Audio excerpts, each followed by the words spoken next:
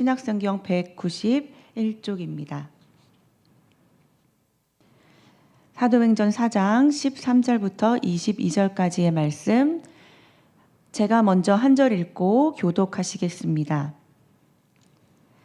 그들이 베드로와 요한이 담대하게 말함을 보고 그들을 본래 학문 없는 범인으로 알았다가 이상히 여기며 또 전에 예수와 함께 있던 줄도 알고 또 병 나은 사람이 그들과 함께 서 있는 것을 보고 비난할 말이 없는지라. 명하여 공회에서 나가라 하고 서로 의논하여 이르되 이 사람들을 어떻게 할까?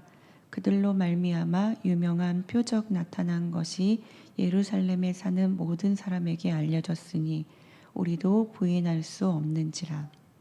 이것이 민간에 더 퍼지지 못하게 그들을 위협하여 이후에는 이 이름으로 아무에게도 말하지 말게 하자 하고 그들을 불러 경고하여 도무지 예수의 이름으로 말하지도 말고 가르치지도 말라 하니 베드로와 요한이 대답하여 이르되 하나님 앞에서 너희의 말을 듣는 것이 하나님의 말씀을 듣는 것보다 옳은가 판단하라. 우리는 보고 들은 것을 말하지 수 없다 하니 관리들이 백성들 때문에 그들을 어떻게 처벌할지 방법을 찾지 못하고 다시 위협하여 놓아주었으니 이는 모든 사람이 그 된 일을 보고 하나님께 영광을 돌림이라. 이 표적으로 병 나은 사람은 40여 세나 되었더라. 아멘. 사랑하는 성도님들, 우리가 무언가를 담대하고 확신 있게 이야기할 수 있는 순간은 언제입니까? 뭔가 되게 확실하다, 이런 순간 말입니다. 내가 직접 겪은 일, 삶 속에서 실제로 경험한 일을 말할 때일 것입니다. 예를 들면 그 집 짜장면 진짜 맛있어요 라고 말하는 건 내가 직접 먹어봤는데 정말 맛있더라 하는 것이죠. 혹은 그 책 정말 좋아, 진짜 유익해 라고 말하는 건 내가 직접 그 책 읽어봤는데 정말 유익하고 도전이 된다고 전하는 것입니다. 다른 사람이 에이 말도 안 돼, 그건 불가능해 라고 말해도 내가 분명히 겪은 일이라면 흔들리지 않습니다. 오늘 본문에서도 이 베드로와 요한이 그렇게 확신 있게 담대하게 전한 것이 있습니다. 무엇을 담대하게 전했을까요? 그 내용은 오늘 본문 바로 앞절인 12절의 말씀입니다. 제가 읽겠습니다. 새 한글 성경 버전으로 읽겠습니다. 다른 누구 안에도 구원이 없습니다. 하늘 아래에 다른 이름을 사람들 가운데 주신 일이 없습니다. 그 이름으로 우리가 구원받아야 할 다른 이름을요. 예수 그리스도만이 유일한 구원의 길이라는 바로 복음입니다. 한 신학자가 이런 말을 했습니다. 복음은 어린아이들이 이해할 수 있을 만큼 간단하고 가장 현명한 신학자들의 연구로도 그 풍성함을 결코 다 파악할 수 없을 정도로 깊다. 복음은 이처럼 단순하면서도 깊고 누구든지 전할 수 있는 신비로운 소식입니다. 오늘의 본문은 예수 그리스도 외에는 다른 구원의 길이 없다는 이 복음이 학문이 없어도 전할 수 있는 평범한 누구나 전할 수 있는 것이라고 말합니다. 오늘의 우리의 시대에서 이 베드로와 요한을 바라볼 때 대단한 사도, 유명한 사도라고 알고 있지만 13절을 보면 당시 사람들은 베드로와 요한을 그렇게 대단한 사도로 바라보진 않았습니다. 학문 없는 평범한 사람으로 보았지요. 그저 길에 걸어 다니는 평범하게 사는 보통 사람들이었습니다. 사실 오늘 등장하는 대제사장이나 공회는 몰랐어도 우리는 베드로와 요한에 대해서 알고 있는 것이 있습니다.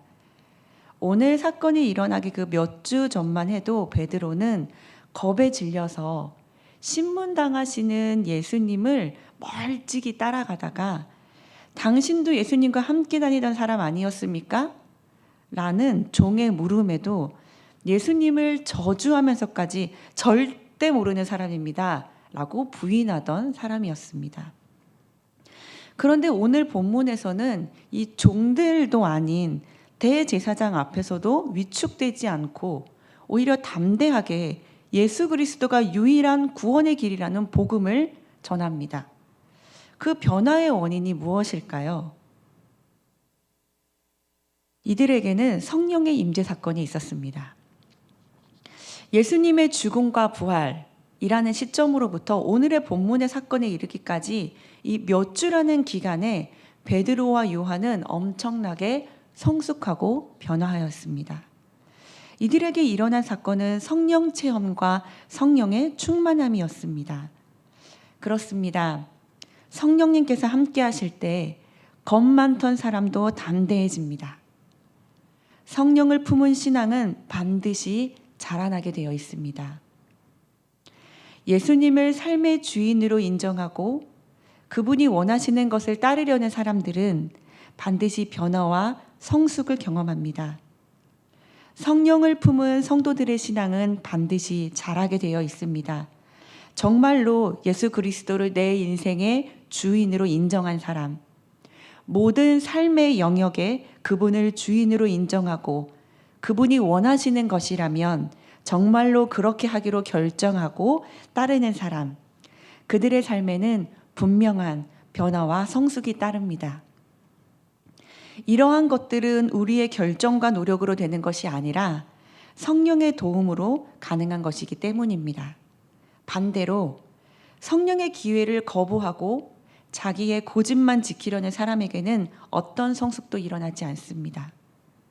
하나님께서 기회를 주시고 또 성령께서 도전을 하셔도 그 변화를 거부하며 끝까지 자신의 고집과 틀을 지키려고 하는 이들에게는 아무런 변화가 일어나지 않습니다. 성장과 성숙도 없습니다.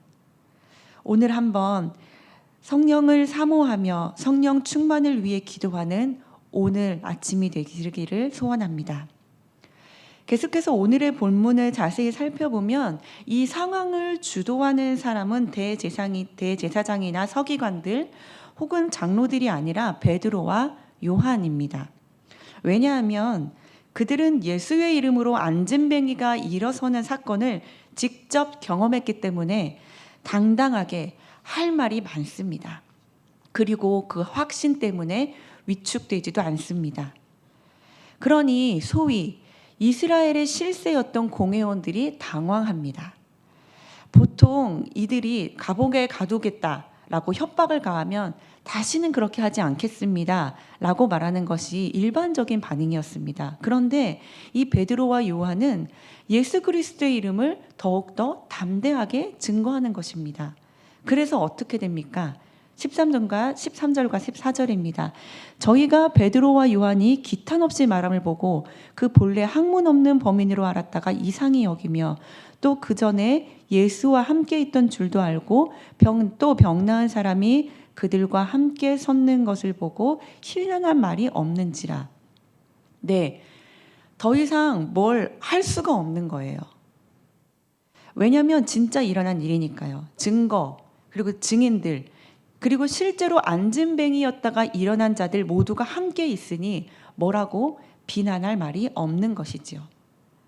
공회원들은 당황합니다. 보통은 협박하면 겁에 질려 굴복했을 것입니다. 그러나 이들은 더욱 담대하게 말합니다. 결국 이 공회원들이 할 수 있는 건 잠깐 나가 있어봐 라는 것뿐이었습니다. 그리고 모여서 의논하는 것입니다. 그런데 재미있는 건 그 의논 내용이 베드로와 요한이 전하는 말이 진실인지 아닌지에 관한 것이 아니라 어떻게 하면 이 사건이 사람들에게 이 동네에 더 이상 퍼지지 못하게 할까라는 것이었어요. 결국 자기들끼리 의논한 후에 일단 이 표적은 예루살렘의 모든 사람들이 다 알게 되었고 또 그걸 사기라고 말할 수도 없으니 협박해서 보내자. 더 이상 전하지 말라고 협박해서 보내자.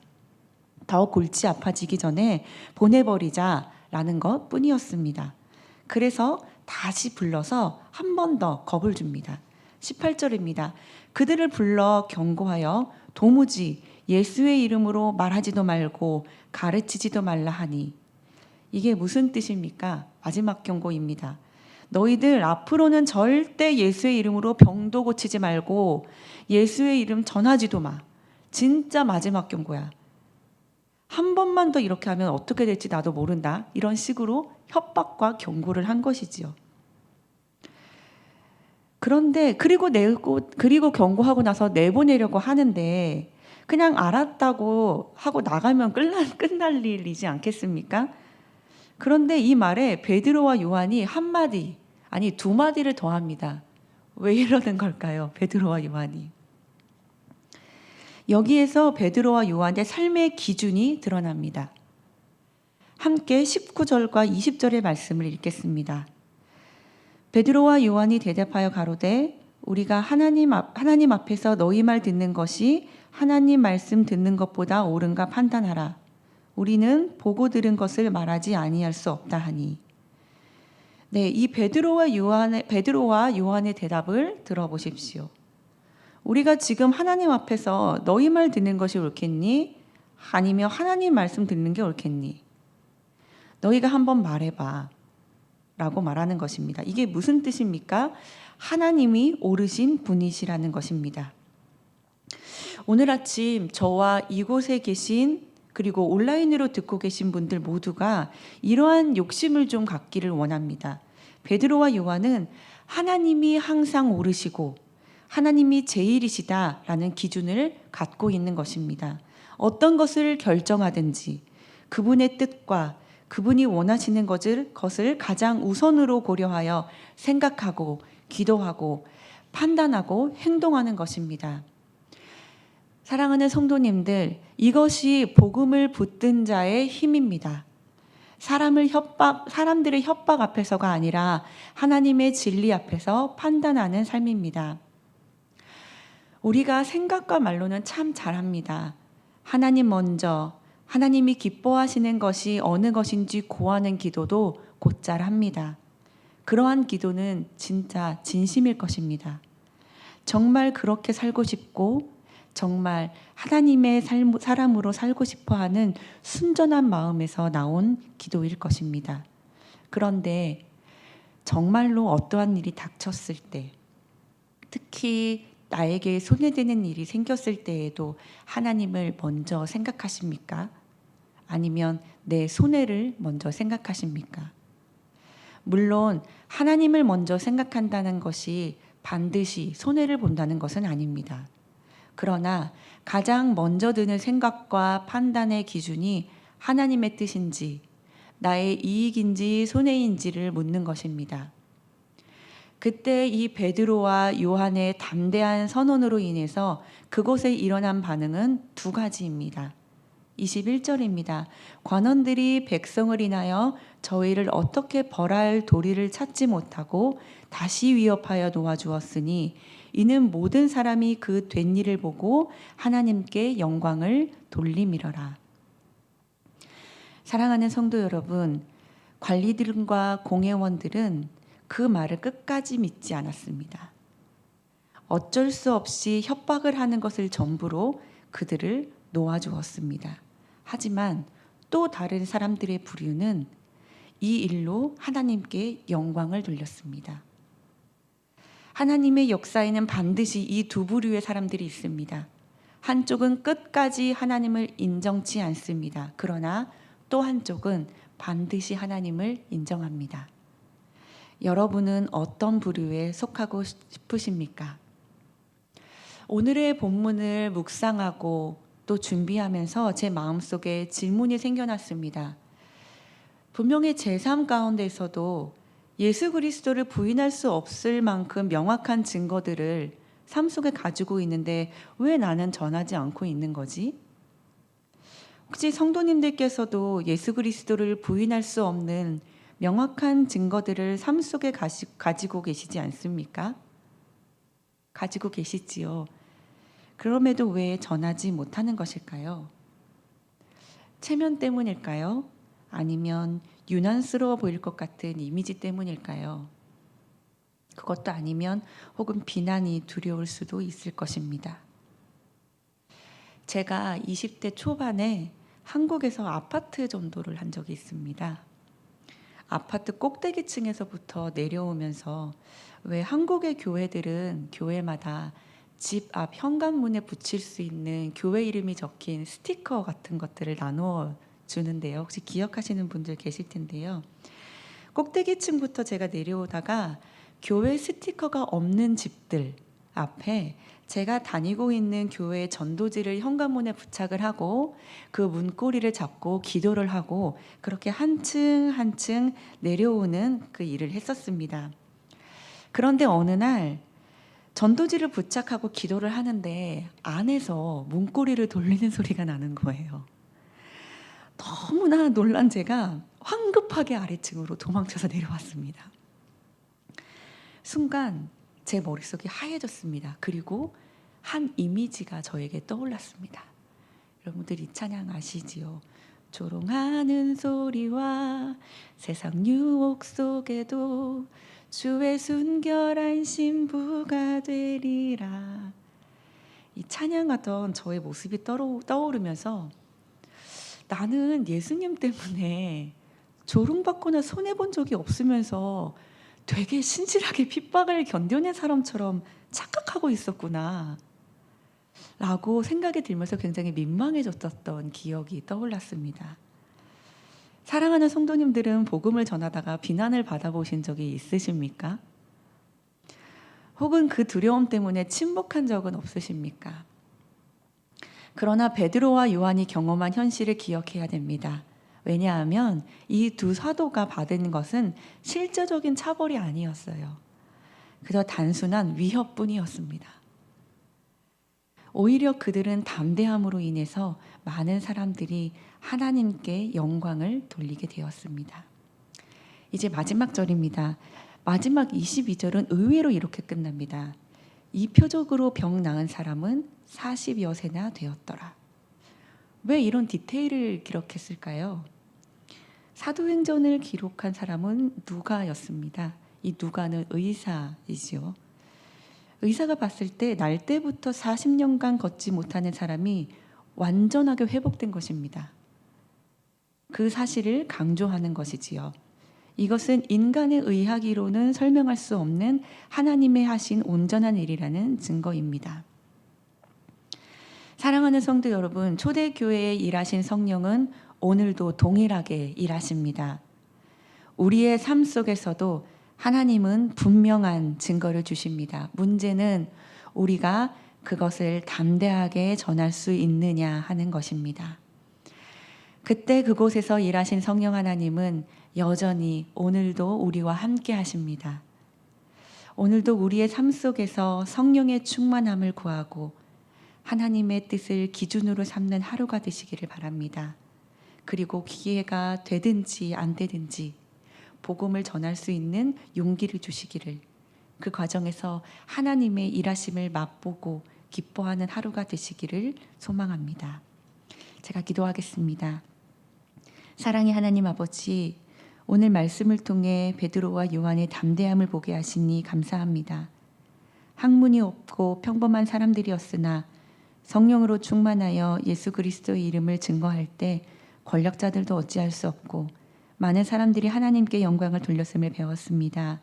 주님, 우리도 삶의 자리에서 복음을 부끄러워하지 않게 하시고 사람의 눈치를 보기보다 하나님의 뜻을 먼저 묻는 자 되게 하옵소서. 우리가 보고 들은 주님의 은혜를 숨기지 않고 담대히 전하는 증인이 되게 하옵소서.